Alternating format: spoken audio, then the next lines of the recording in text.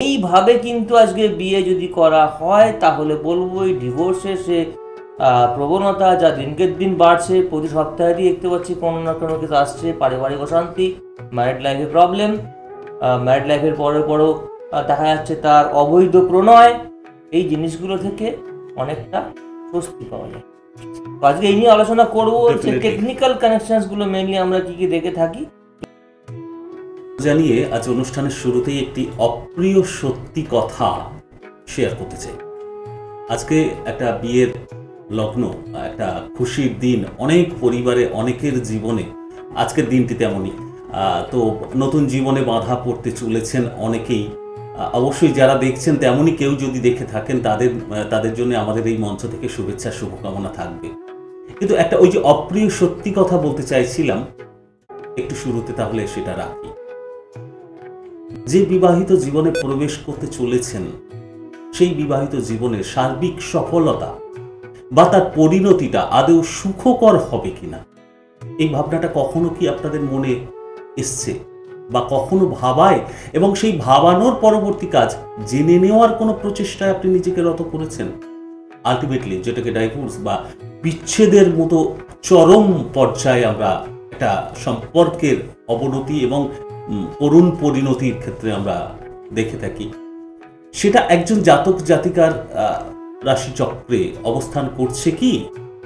সেটা বিয়ের আগে, বিবাহিত জীবনে প্রবেশ করার আগে অনেকে জটক বিচারের কথা মাথায় রাখেন। জটক বিচার করাকালীন এবং সার্বিকভাবে নিজের চার্টটা অ্যানালিসিস করার সময় এই দিকটা কারণ মাথায় আসে কি, যে বিবাহিত জীবনে প্রবেশ করছেন তার জন্যে কোনো অশুভ বার্তা নেই তো? বিচ্ছেদের মতো সেই চরম করুণ পরিণতি অপেক্ষা করছে না তো? না, কাউকে খারাপ লাগানো বা ভয় পাওয়ানো এই অনুষ্ঠানের উদ্দেশ্য নয়, বরং ভয় থেকে দূরীভূত করা বিজ্ঞানের আলোয় জ্যোতিষ অনুষ্ঠানের মূল উদ্দেশ্য, এবং সেখানে সজাগ করা। ঠিক সেই কাজটি আশা করা যায় একজন শিক্ষিত জ্যোতিষ ব্যক্তিত্বের কাছে, বাই প্রফেশন, যিনি একটি নামজাদা ইঞ্জিনিয়ারিং প্রতিষ্ঠানের senior faculty member, computer science and engineering ডিপার্টমেন্টের। কিন্তু তিনি যখন অ্যাস্ট্রোলজি নিয়ে এইভাবে কাজ করে চলেন ভালোবেসে, তখন তার প্রাজ্ঞতা, তার শিক্ষা নিয়ে বিন্দুমাত্র সন্দেহের অবকাশ থাকে না, বরং বড় বেশি করে ভরসা জাগে। এবং সেই স্বীকৃতি স্বরূপ আমরা দেখি আসছে অনুষ্ঠানের শুরুতে শেষে বিভিন্ন দেশ বিদেশে বিভিন্ন প্রতিষ্ঠান থেকে তাকে স্বীকৃত করা হচ্ছে, সেই কাজের স্বীকৃতি। এমন একটি জীবনের গুরুত্বপূর্ণ প্রশ্নের উত্তর তার কাছে আছে এবং জ্যোতিষশাস্ত্রের কাছে আছে, এটা আমাদের বিশ্বাস, এবং বিশ্বাস না, এটাই সত্যি। সেই সত্যি কথাটারই সন্ধান করতে চলুন অনুষ্ঠানের মূল পর্বে যাওয়া যাক। তারই হাত ধরে, তারই বিশ্লেষণের মাধ্যমে প্রফেসর ডক্টর বাসু আরও একবার আমাদের সকলের মাঝে, তাকে স্বাগত জানান।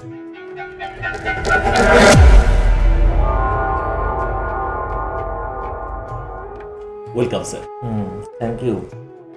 আসলে সুব্রতবাবু, এই প্রফেশনে, সব প্রফেশনেরই যেমন কিছু ভালো দিক কিছু খারাপ দিক আছে। খারাপ দিক মানে বলছি অনেক সময় অনেক কিছু সম্মুখীন হতে হয় যেটা আমাদের ঠিক ভালো লাগে না। ঠিক সেরকমই অ্যাস্ট্রোলজি আমি একটু আগে শুনলেন, আমরা জানেন প্রত্যেকে, একটি কলেজে শিক্ষা জগতের সঙ্গে আমি জড়িয়ে আছি। স্টুডেন্টদের শিক্ষা দিই ইঞ্জিনিয়ারিং কলেজে, এবং সেখানে ভালো লাগার জায়গা আছে একটা। স্টুডেন্টরা শিখতে পারলে কিছু ভালো লাগে, এবং আলটিমেটলি তারা যখন নিজের চাকরি বাকরি পায়, এসে জানায়, ভালো লাগে। ক্যাম্পাস বলুন, অফ ক্যাম্পাস বলুন, যাই হোক না কেন, তারা যখন পায় এবং যোগাযোগটা রেখে দেয়।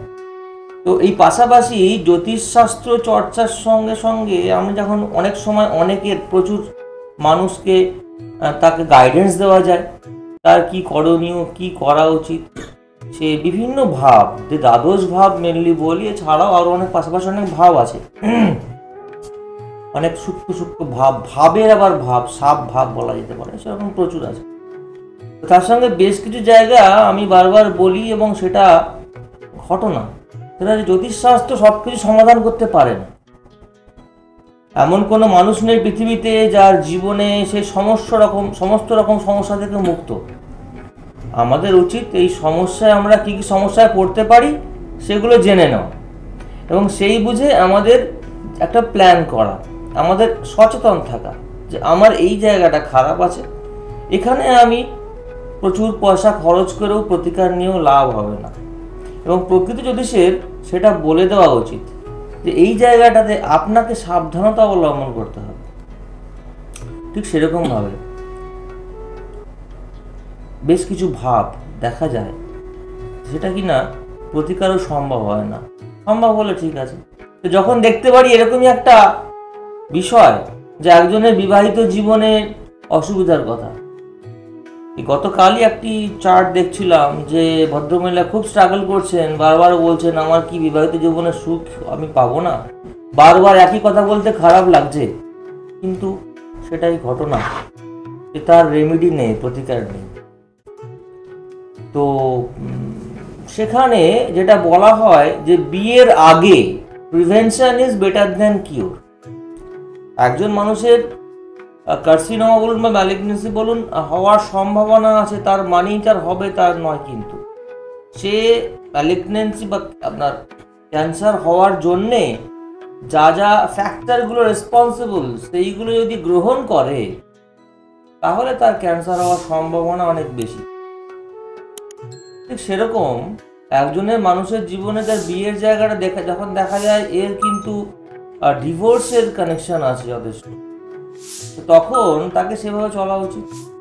অর্থাৎ ম্যাচ মেকিং, পুষ্টি বিচার যাকে বলা হয়, জোটক বিচার যাকে বলা হয়, প্রকৃত জ্যোতিষ দেখিয়ে এবং প্রকৃত শিক্ষিত জ্যোতিষ দেখিয়ে এই ম্যাচ মেকিং করে নিয়ে তারপর বিয়ের পিড়িতে বসাবে। এক্ষেত্রে সমস্যা বিভিন্ন রকম হয়, বলে দিলেই তো হলো না। অ্যারেঞ্জ ম্যারেজ অনেক সময় দেখা যায় যে মেয়ের বয়স তার বাড়ি থেকে কমিয়ে বলছে, তার জন্য যে ডেট অফ বার্থ টাইম প্লেসটা অরিজিনাল সেটা দিচ্ছে না, উদ্দেশ্য কোনো রকমের বিয়েটা হয়ে যাওয়া, ভালো পাত্র পাওয়া গেছে, কোনো রকমের বিয়েটা পাওয়া যাওয়া। পরিণতিটা কি? যখন পরিণতি হয় তখন তো ছোটাছুটি শুরু হয়ে যায়, কে উদ্ধার করবে এই সমস্যাতে। একটা উত্তর সবাই জেনে গেছেন, উদ্ধার করতে পারেন তিনি ঈশ্বর, কিন্তু ঈশ্বর তাকেই কৃপা করেন যিনি করে পান। আমার গুরু পরম্পরা অনুযায়ী আমার সদ্গুরু সেটি বারবার বলতেন, বাবা কৃপা মানে করে পাওয়া, করতে হবে, আমার যেটা উচিত সেটা করতে হবে। আমি সেটা না করে আমাকে অহেতুক কেউ কৃপা করে দিল তাহলে তো পার্সিয়ালিটি হয়ে যায়। ঈশ্বর কখনোই পার্সিয়াল কিছু করেন না। তো তার জন্যে এই জোটক বিচারটা ম্যান্ডেটারি। যদি জানা যায় ডেট অফ বার্থ টাইম প্লেসই থাকে তাহলে দুজনের অর্থাৎ would be husband and would be ওয়াইফের চার্ট দেখে, এবং এই জোটক বিচার মানে বারবার বলছি অষ্টকূট বিচার, অর্থাৎ আউট অফ 36 যে 8খানা প্যারামিটার আছে, এই প্যারামিটারে কত কত আসছে আউট অফ কত তা কিন্তু নয়। অবশ্যই ডেফিনেটলি এই প্যারামিটারগুলো ইম্পর্টেন্ট, তার সঙ্গেও গ্রহমৈত্রী, আমরা আরও অন্যান্য যা দেখে থাকি গণ, আরও বিভিন্ন জিনিস আমরা দেখে থাকি সেখান থেকে, এগুলো ইম্পর্টেন্ট। কিন্তু এছাড়াও আমি দেখেছি এটা 5% গুরুত্ব পায়, বাকি 95% দুজনের চার্ট অন্তত 4-8খানা চার্ট লাগে, এবং বেশ কিছু রুল আছে, সেই রুলগুলো ফলো করে একজনের ম্যাচ মেকিং বা ম্যারেজ রেকমেন্ড করা উচিত। এটা করতেই মিনিমাম 1.5 ঘন্টা সময় লাগে। মানে শুধুমাত্র যে কতগুলো গুণের মিল হলো এটাই শেষ বিচার নয়, শেষ বিচার নয়। আমার এই গণ আমার ওই গণ, আমার সমস্যা, আমি মাঙ্গলিক ও মাঙ্গলিক নয়, এখানে হবে না। অনেক মাঙ্গলিক নেই, সেক্ষেত্রে পুজো আচ্ছা ইত্যাদি করে বলিয়ে নেওয়া হয়, একটু পুজো আচ্ছা করিয়ে নেওয়া, এটা এমন কিছু ইম্পর্টেন্ট নয়। ইম্পর্টেন্ট হচ্ছে বাই রুল D1, D9 এবং ভাব চার্ট এবং D3 ক্যারেক্টার, যেটা অনলি ফর চরিত্রের জন্য, D3 বা অন্যান্য মেন্টাল বা ক্যারেক্টারিস্টিকগুলো, ফিচার্সগুলো, ক্যারেক্টার ফিচার্সগুলো পরিষ্কার বোঝা যায় একজন জাতক-জাতিকের সে কেমন চরিত্রের হবে। তো এইগুলো দেখে এই যে মেন্টালিটি ম্যাচ করা একজনের দুজনের সঙ্গে, দুজনের বিচার বা রুচি, এই সমস্তগুলো বোঝা যায় তখনই 4-8খানা চার্ট দেখে এবং রুলগুলো ফেলে যদি আসে, সেক্ষেত্রে 50% মিনিমাম 50% যদি ম্যাচ করে তখন তাকে বলা হয় ম্যারেজ রিকমেন্ডেড। যদি কারো সেক্ষেত্রে রেমেডি লাগে বলা যেতে পারে, যেটা আমি করে দিই, ম্যারেজ রিকমেন্ডেড উইথ রেমেডি। যার ওই ব্যাপারে বিয়ের ব্যাপারে দরকার নেই রেমেডি, তাকে বলা হয় যে কোনো রেমেডি লাগবে না, পারফেক্ট ম্যাচ। তো এইভাবে কিন্তু আজকে বিয়ে যদি করা হয় তাহলে বলবো এই ডিভোর্সের যে প্রবণতা যা দিনকে দিন বাড়ছে, প্রতি সপ্তাহেই দেখতে পাচ্ছি কোনো না কোনো কিছু আসছে, পারিবারিক অশান্তি, ম্যারিড লাইফে প্রবলেম, ম্যারিড লাইফের পরেও দেখা যাচ্ছে তার অবৈধ প্রণয়, এই জিনিসগুলো থেকে অনেকটা স্বস্তি পাওয়া যায়। তো আজকে এই নিয়ে আলোচনা করবো যে টেকনিক্যাল কানেকশনসগুলো মেইনলি আমরা কি কি দেখে থাকি। ফোনে আছে একটা ফোন, আমরা একজনের সঙ্গে কথা বলে নিয়ে তারপর সেদিকে আমরা মনোনিবেশ করতে চাইবো। কে আছেন বলবেন প্লিজ। নমস্কার। হ্যাঁ নমস্কার, বলুন কে বলছেন? বাঁকুড়া থেকে বলছি। আপনি কার সম্পর্কে জানবেন? আমি আমার সম্বন্ধে জানবো। আমি আমার মাসির ছেলের সাথে, মানে মাসির ছেলে খুব উপকার পেয়েছে, ওনার কাছে বিয়ে করে। আচ্ছা। হ্যাঁ, তো ওনার কাছে যাবো করতে সময় পাচ্ছি না, ঠিক আমি একদিন যাবো, ওনাকে খুব ভালো লাগে আমার। আচ্ছা, কিন্তু আপনার নামটাই পরিচয়টাই পেলাম না। আমার নাম হচ্ছে মলয় কর, বাঁকুড়া থেকে বলছি। বাঁকুড়া থেকে, বেশ। মলয়বাবু আপনার ডেট অফ বার্থটা আগে বলুন স্যার, ততক্ষণ চার্টটা প্রিপেয়ার করুন। 1981 তারিখ 23 May 3:30 AM। 23 May 1981 3:30 AM। Date change করে বলছেন তো 22 থেকে 23? হ্যাঁ ওকে। আর হ্যাঁ, জন্মের স্থান বাঁকুড়া। স্যারকে এত ভালো লাগে কেন? স্যারকে এত ভালো লাগে কেন? স্যারের কথাগুলো এত ভালো লাগে কেন? আমার মাসির ছেলেটা খুব উপকার পেয়েছে, তারপর ওনার ছুটিতে অনুষ্ঠান দেখে অনেকদিন ধরে, আমার মাসির বাড়ি হচ্ছে বোলপুর সিনেগেটা। হ্যাঁ, ওখান থেকে গিয়েছিল, মাসির ছেলে উপকার পেয়েছে, ওনার অনুষ্ঠান দেখি খুবই ভালো লাগে। আজকে বহুদিন পর পেলাম, অনেক চেষ্টা করেছিলাম ফোনে। বেশ, একটা কথা, অন্যকে আপনার চেনা পরিচিত আত্মীয়ের মধ্যে গিয়ে উপকার পেতে দেখেছেন, বিশ্বাসটা একটা জায়গায় পৌঁছেছে, তারপরে আপনি অবজার্ভ করেছেন স্যারের কথাগুলো, লজিক্যাল কথাগুলো, সেটা একটা কংক্রিট ডিসিশনে পৌঁছেছেন যে স্যার ভালো, এটা বুঝেছেন। কর্মজীবন নিয়ে প্রশ্ন, কর্মজীবন নিয়ে প্রশ্ন তো বলছি, কর্মজীবন নিয়ে প্রশ্ন তো, কর্মজীবন নিয়ে, ক্যারিয়ার নিয়ে, সেটা জিজ্ঞেস করছি। আপনার টিভির আওয়াজ চালু থাকলে বন্ধ করে ফিডব্যাক আসছে, একটু সাউন্ডটা, টিভির আওয়াজটা মিউট করে কথা বলুন। আচ্ছা, টিভির দিকে মন দেবেন। দেখো ভাই, অ্যাকচুয়ালি তোমার যেটা আছে এবং দেখলাম নবাংশতে এবং তোমার যেটা ভাবচাটাতেও কাটছে না। দেখো তোমার কিন্তু ফিফথ অ্যান্ড যেটা আমরা বলি কোণপতি, তোমার মেষ লগ্ন, হ্যাঁ তোমার মেষ লগ্ন জানা আছে এটা, মেষ লগ্ন। হ্যাঁ, তো মেষ লগ্নে মঙ্গল বসে আছে, ঠিক আছে ভালো, কিন্তু সমস্যা হচ্ছে তোমার 10th-এ রাহুর দৃষ্টি এবং কেতু আছে, এবং ভাবচাটেতেও এই দশমেই ফল দিচ্ছে, ভাবচাটেতেও এই দশমেই ফল দিচ্ছে, জায়গাটা কিন্তু ডিসরাপ্টেড। হ্যাঁ, জায়গাটা ডিসরাপ্টেড।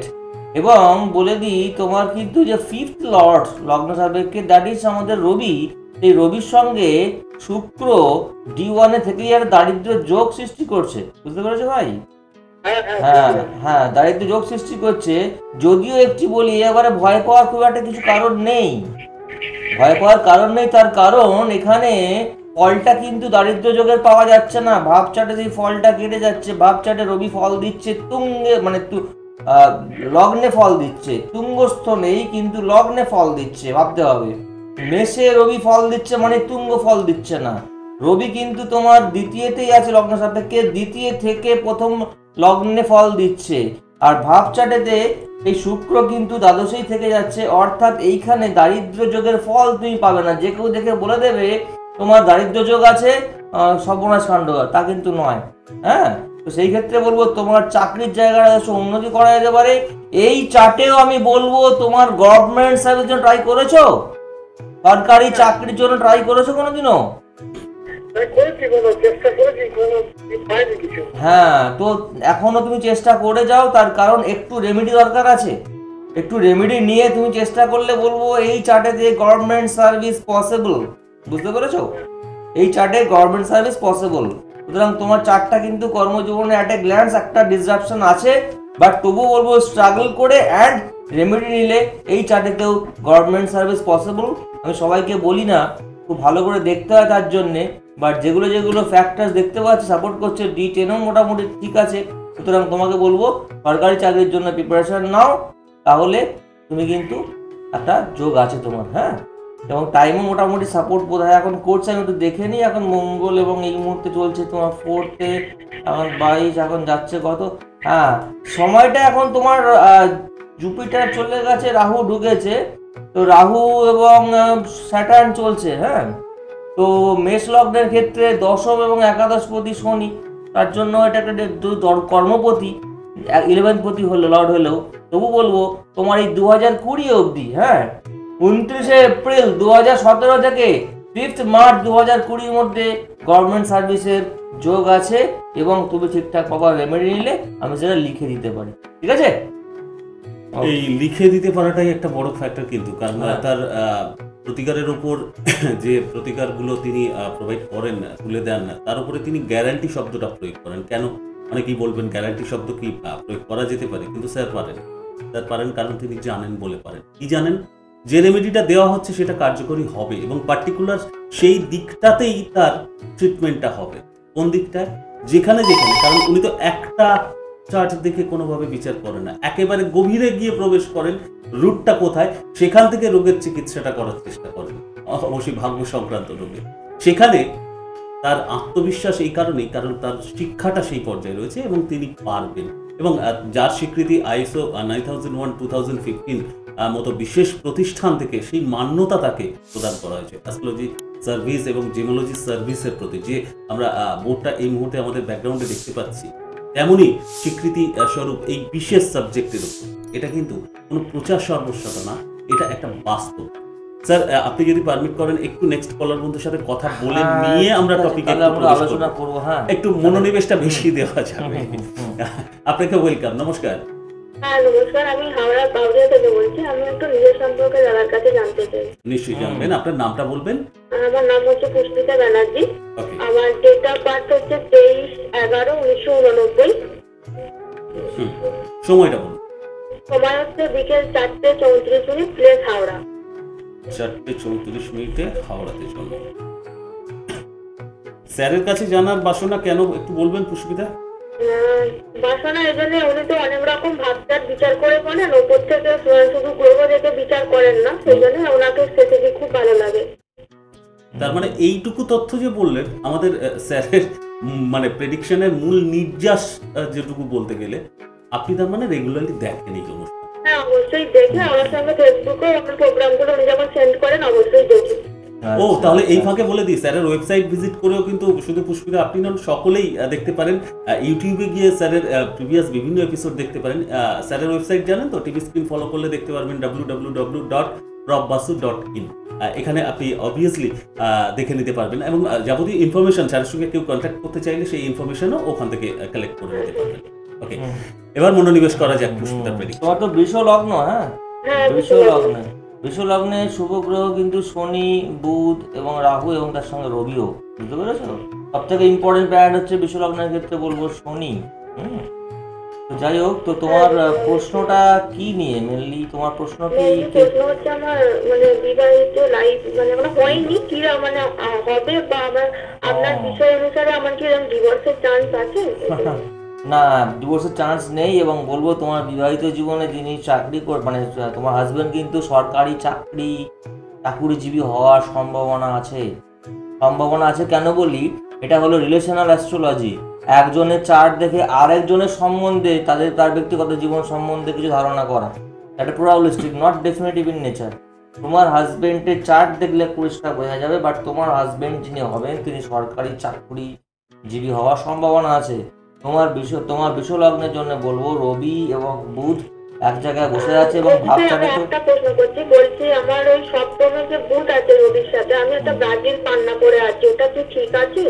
দেখো, বৃষ লগ্নের জন্য পান্না, আমার যদি প্রোগ্রাম দেখে থাকো তাহলে তোমার তো আগে ভাবা উচিত ছিল যে কখন আমরা পাওয়ার দিই। বৃষ লগ্নের জন্য বুধ তো দেখতে হবে ভালো না খারাপ, দ্বিতীয় পতি, এবং সেই ক্ষেত্রেও বুধের কিন্তু পাওয়ার আমরা দিতে খুব একটা রেকমেন্ড করি না, কারণ দেখতে হবে সেই বুধ দ্বিতীয় পতি, যদিও শুভ বলছি, কিন্তু দ্বিতীয় পতি দেখতে হবে তৃতীয় এবং সপ্তম পতির সঙ্গে সংযুক্ত হয়ে এটা ফাংশনালি ম্যালিফিক হচ্ছে কিনা। তোমার চার্টে বুধের যা অবস্থা, সেক্ষেত্রে বুধের মঙ্গলের জায়গায় রবি, বুধের লগ্ন দেখে নিই আমি তৃতীয় সঙ্গে, না ঠিক আছে, তুমি বুধের রেমেডি তোমার জন্যে বলবো না যে করতে পারবে না, বাট আদৌ রেমেডি করতে হবে কি না, বুধের পান্না পড়তে হবে কি না, সেক্ষেত্রে তার জন্য আমাকে অনেকগুলো চার্ট দেখতে হয়, বুঝতে পেরেছো? অর্থাৎ বুধ তোমার ক্ষেত্রে এখানে রেমেডি নিলে কিন্তু মানে খারাপ গ্রহ নয় হিসাবে বলছি, সেক্ষেত্রে রেমেডি নিতে পারে, কিন্তু আদৌ রেমেডি নিতে হবে কিনা দেখতে হবে। একটা পাথর তো যেমন লাইফ ঠিক করে আবার ধ্বংসও করে দেয়, তো সেই জন্য আপনাকে স্পেসিফিক একদম তাই। এখন যে ক্ষেত্রে আমার তো রেমেডির ব্যাপারে আমি বারবার বলি যে আমি একটা দুটো চার্ট দেখি না, আমার রেমেডি দেখতে গেলে করতে গেলে 1 ঘন্টা করে মোটামুটি চার্ট দেখে আমাকে একটা জায়গায় আসতে হয়, বুঝতে পেরেছো? এখন দেখো বুধ যেখানে আছে তোমার বৃশ্চিকের জায়গাতে বুধ ভালো ফল দেয় না, কারণ বুধ মঙ্গল হচ্ছে শত্রু বুধের সঙ্গে জলরাশিতে আছে। তো এইখানে আরেকটা বলি, সবাই কিন্তু বলে দেবে তোমার রবির জায়গাটাতে খুব দুর্বল ইত্যাদি বলবে, এই নিয়ে চিন্তা ভাবনা করবে না, বাট তোমার কিন্তু বলবো বিবাহিত জীবন ভালো যাবে একটা বলি, হ্যাঁ? কারণ কেন বলছি বলো তো, নবাংশ দেবে, নবাংশে তোমার কিন্তু লগ্নে বৃহস্পতি ভালো জায়গাতে বসে আছে, বুঝতে পেরেছ? তাই বলবো বিবাহিত জীবন ভালো যাবে, যদিও রেট্রোগ্রেড বিয়েটা একটু দেরি হতে পারে, হ্যাঁ একটু দেরি হবে, এই যা, আর ভালো হবে, চিন্তা নেই। ওকে পুষ্পিতা, সবচেয়ে বড় কথা আমাদের আলোচনার সাজুজ্য দেখে আপনার মনে যে প্রশ্নটা জেগেছে বিবাহিত জীবন কেন্দ্রিক এবং কোথাও একটা যে আমরা সচেতনতার জায়গাটা বিচ্ছেদ কেন্দ্রিক যে আলোচনা ছিল, এটা আপনার মনে প্রশ্ন জেগেছে এবং স্যারের কাছে সেটা ক্ল্যারিফাই করে নিলেন, এবং আপনার বিবাহিত জীবনের জন্য আমাদের তরফ থেকে অবশ্যই শুভেচ্ছা শুভকামনা থাকবে। তার আগে অসংখ্য মানুষের জন্য স্যারের আজকের এপিসোডের লাস্ট আলোকপাত। একদম খুব কম সময় পাওয়া গেল না, যথারীতি যেভাবে হয়, তো তবুও বলিনি, আমরা যখন ডিভোর্সের কানেকশন দেখি মেনলি বিয়ে কি জন্য দেয়, বিয়ে একটা ইভেন্ট, বিয়ে কিন্তু কোনো পার্সন নয়, ভাবতে হবে পার্সন হচ্ছে স্পাউসটা, সেভেন্থ জায়গা থেকে আমরা স্পাউসের জায়গাটা দিই, কখন ইভেন্ট, এটা বিয়ের ক্ষেত্রে আমাদের একটা ওই হাজব্যান্ড ওয়াইফের জায়গা ছাড়াও আরও কিছু জায়গা দেখতে হয়, তো মেনলি বিয়ের জন্য দেখতে হয় লগ্ন, সপ্তম এবং তৃতীয়, লগ্ন সপ্তম এবং তৃতীয় ভাব ভেরি ভেরি ইম্পর্টেন্ট। বেশিরভাগ বইতে দেখবেন লগ্ন সপ্তমের কথা উল্লেখ করা আছে, অ্যাডভান্স অ্যাস্ট্রোলজিক্যাল বইতে তৃতীয় ভাবের কথাও উল্লেখযোগ করা আছে, কারণ তৃতীয় জায়গা থেকে আমাদের সোশ্যাল কানেকশনটা আমরা দেখে থাকি, বিশেষ করে যা সোশ্যাল লাইফ ভালো হবে, সোশ্যাল কানেকশনটা ভালো হবে, সেক্ষেত্রে বিয়ের একটা গুরুত্ব আছে সেখানে।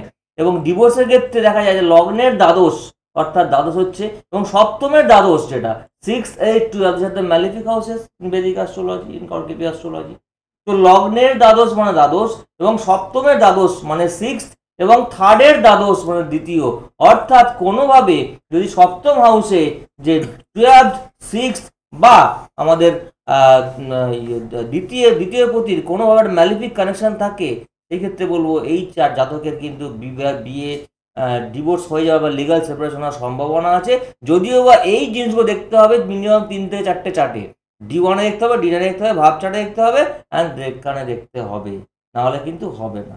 তো এই জিনিসগুলো দেখতে হবে, আজকে আর সময় নেই, আরেকদিন বিস্তারিত আলোচনা করা যাবে, আরো কিছু পয়েন্ট আছে দেখার জন্য, অবশ্যই আগামী এপিসোডের দিকে আমরা তাকিয়ে থাকব, সেই নিয়ে আমরা আলোচনা কন্টিনিউ আর করব। যারা বন্ধুরা তাকিয়ে আছেন স্যারের সঙ্গে কনসাল্ট করার জন্য, তাদের বলবো যে একটু সময় থাকতে ফোনটা করে নেবেন বা অনলাইনে ভিজিট করে নেবেন 9674250516 এবং 9748403694। আশা রাখি নোট করে নিয়েছেন, এবার সেটাকে কাজে লাগাতে পারবেন। কিন্তু আজকে আমাদের থামতে হবে, সময় শেষ, আগামীতে ভালো থাকুন সবাই, নমস্কার।